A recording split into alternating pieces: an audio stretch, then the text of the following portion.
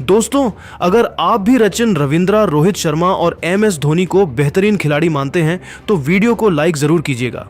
दोस्तों, श्रीलंका से हारा हुआ मुकाबला जीतकर सचिन रविंद्र ने जय श्री राम बोलकर भारत के लिए कुछ ऐसा कह दिया, ना तिरंगा लहराने पर भी, कि सुनकर आप उन्हें सलाम कर जाएंगे।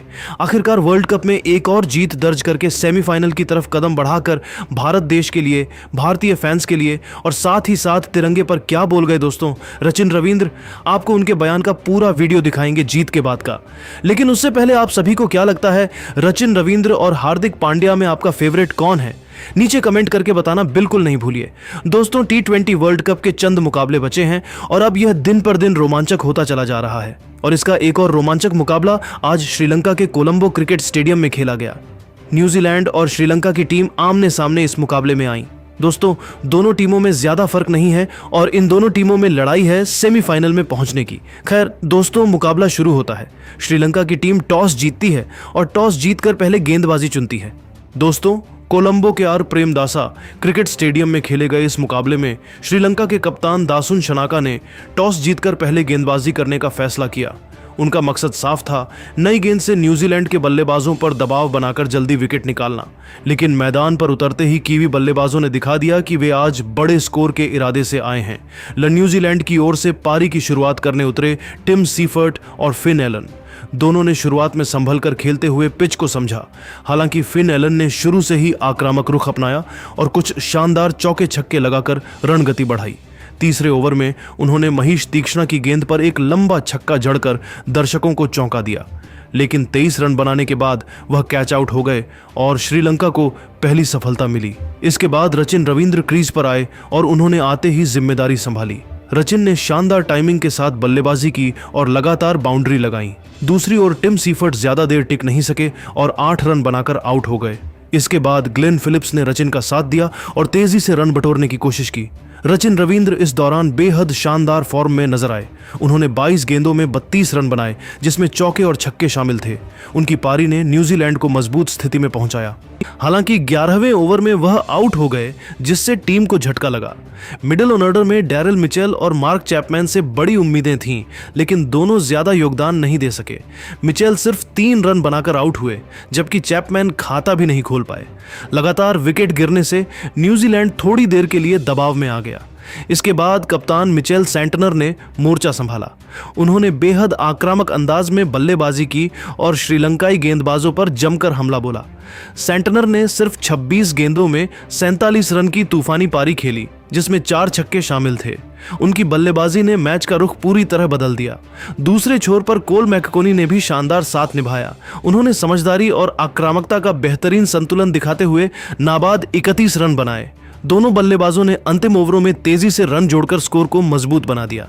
आखिरी 5 ओवरों में न्यूजीलैंड ने तेजी से रन बटोरे और श्रीलंकाई गेंदबाजों को वापसी का मौका नहीं दिया। सेंटनर और मैककोनी की साझेदारी ने टीम को बड़े स्कोर तक पहुंचाया। 20 ओवर पूरे होने के बाद न्यूजीलैंड ने 7 विकेट के नुकसान पर 168 रन बनाए। 169 रनों के लक्ष्य का पीछा करने उतरी श्रीलंका टीम की शुरुआत बेहद खराब रही और पहले ही ओवर से वह दबाव में नजर आने लगी। पारी की शुरुआत करने उतरे पाथम निसानका और कुसाल मेंडिस से टीम को अच्छी शुरुआत की उम्मीद थी, लेकिन पहले ही ओवर में निस्संका बिना खाता खोले आउट हो गए। ये विकेट श्रीलंका के लिए बड़ा झटका साबित हुआ। इसके बाद कुशल मेंडिस ने पारी संभालने की कोशिश की, लेकिन न्यूजीलैंड के तेज गेंदबाज मैट हेनरी ने सटीक लाइन लेंथ से लगातार दबाव बनाए रखा। मेंडिस 11 रन बनाकर आउट हो गए, जिससे टीम की मुश्किलें और बढ़ गईं। मिडिल ऑर्डर में चरित असलंका और पवन रत्नायके भी ज्यादा देर टिक नहीं सके। केवल कमिंदु मेंडिस ने 31 रन की संघर्षपूर्ण पारी खेलकर थोड़ी उम्मीद जगाई। वहीं डुनिथ वेलालाज ने अंत में कुछ आक्रामक शॉट लगाए, लेकिन तब तक मैच हाथ से निकल चुका था। लगातार विकेट गिरने, धीमी रनगति और न्यूजीलैंड की अनुशासित गेंदबाजी के सामने श्रीलंका की पूरी टीम 20 ओवर में 107 रन ही बना सकी। कुल मिलाकर खराब शुरुआत और दबाव में बिखरी बल्लेबाजी ने श्रीलंका की चेस को पूरी तरह नाकाम कर दिया। लेकिन दोस्तों, वर्ल्ड कप में श्रीलंका को हराकर अब पाकिस्तान की टीम से भी ऊपर आ चुकी है ये न्यूजीलैंड की टीम। और इतनी शानदार एक और जीत के बाद ना न्यूजीलैंड की टीम के अनुभवी खिलाड़ी सचिन रविंद्र ने अपने बयान में भारत को लेकर, तिरंगे को लेकर कुछ ऐसा कह दिया कि सुनकर हर कोई बेहद खुश है। मैच के बाद मैन ऑफ द मैच बने रचिन रविंद्र ने एक ऐसा भावुक और सम्मान से भरा बयान दिया जिसने सभी क्रिकेट फैंस का दिल जीत लिया। प्रेजेंटेशन सेरेमनी के दौरान जब रचिन मंच पर पहुंचे तो उन्होंने पहले भारतीय दिग्गज रोहित शर्मा के पैर छूकर उन्हें सम्मान दिया। यह नज़ारा देखकर स्टेडियम में मौजूद दर्शक भावुक हो गए और तालियों की गूंज से पूरा माहौल भर गया। इसके बाद रचिन रविंद्र ने माइक्रोफोन संभालते हुए कहा, मैच के दौरान जब मैंने स्टैंड्स में रोहित भाई को बैठे देखा तो मेरे अंदर एक अलग ही ऊर्जा आ गई। उनका वहां होना हमारी पूरी टीम के लिए बहुत बड़ा मोटिवेशन था। भले ही वह आज मैदान पर नहीं थे, लेकिन उनकी मौजूदगी हमें लगातार प्रेरित कर रही थी।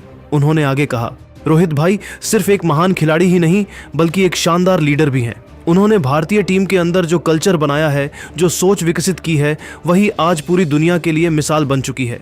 हम सब ने भारतीय टीम और खास तौर पर रोहित शर्मा को देखकर बहुत कुछ सीखा है। दोस्तों, आपको बता दें कि रचिन रविंद्र ने आगे अपने बयान में कहा, जब इस वर्ल्ड कप में हमने अपना पिछला मुकाबला 9 रिजल्ट था ना, तो मैंने बस अपने देशवासियों से यही कहा था कि आने वाले सारे मुकाबलों को जीतने के लिए जी जान एक कर देंगे। और सच बताऊं तो न्यूजीलैंड की टीम को हराकर ही हमें वह कॉन्फिडेंस मिला है इस बार के टूर्नामेंट में कि हम सेमीफाइनल और फाइनल तक पहुंच सकते हैं। देखिए, एशियाई जमीन की कंडीशंस ना हम इसलिए भी पहचानते हैं क्योंकि जितना समर्थन भारतीय बोर्ड और भारत देश ने हमारा किया है, किसी ने नहीं किया। शायद इसी वजह से हमारा जो अनुभव है वो अब काम आ रहा है। भारतीय बोर्ड के नाम यह जीत समर्पित है। आज श्रीलंका को हराकर लग रहा है कि हमने वाकई में वर्ल्ड कप में कुछ किया है, लेकिन जीत किसी भी एक खिलाड़ी की वजह से नहीं आती। ये टीम एफर्ट था जिसके चलते हम जीते। लेकिन सच बताऊं तो आज मेरे दिल में इज्जत भारतीय तिरंगे के लिए और ज्यादा बढ़ गई है, क्योंकि अगर भारत देश हमारे खिलाड़ियों को आईपीएल में खेलने का मौका नहीं देता तो हम यहाँ की कंडीशन, एशियाई कंडीशन को सही परख नहीं पाते। और यही कारण है कि हर जीत के बाद हम लोग तिरंगा लहराकर सेलिब्रेशन भी करते हैं। और भारतीय फैंस का तो क्या ही कहना। जरा नजर घुमाकर देखिए, मैदान कोलंबो का है, लोग भारतीय हैं लेकिन सपोर्ट न्यूजीलैंड को कर रहे हैं। भारत और न्यूजीलैंड के भाईचारे की इससे बड़ी तस्वीर क्या हो सकती है। ये जीत मेरे प्यारे भारत देश को समर्पित है। दोस्तों, रचिन रविंद्र का बयान वाकई में दिल जीतने वाला है। लेकिन दोस्तों, क्या आप सभी चाहते हैं कि क्या न्यूजीलैंड की टीम सेमीफाइनल तक पहुंचे और भारत से भिड़े? हाँ या ना नीचे कमेंट करके बताइएगा और अभी सब्सक्राइब कीजिए हमारे चैनल को। धन्यवाद। 8-0 हो चुका है, जिसका स्पष्ट और कड़वा मतलब यह है कि श्रीलंका अब आधिकारिक तौर पर इस वर्ल्ड कप की ट्रॉफी की रेस से पूरी तरह बाहर हो चुका है। वहीं तीसरे पायदान पर पाकिस्तान की टीम संघर्ष कर रही है, जिनके खाते में 2 मैचों के बाद सिर्फ 1 अंक है और नेट रन रेट -0.461 है। पाकिस्तान की राहें भी अब तकनीकी रूप से लगभग बंद हो चुकी हैं, क्योंकि वे अपने आखिरी मैच को जीतकर भी अधिकतम 3 अंकों तक ही पहुंच सकते हैं, जो सेमीफाइनल के लिए नाकाफी होंगे। दूसरी ओर न्यूजीलैंड की टीम ने आज श्रीलंका को 61 रनों के बड़े अंतर से रौंदने के बाद पॉइंट्स टेबल में एक लंबी और ऊंची छलांग लगाई है।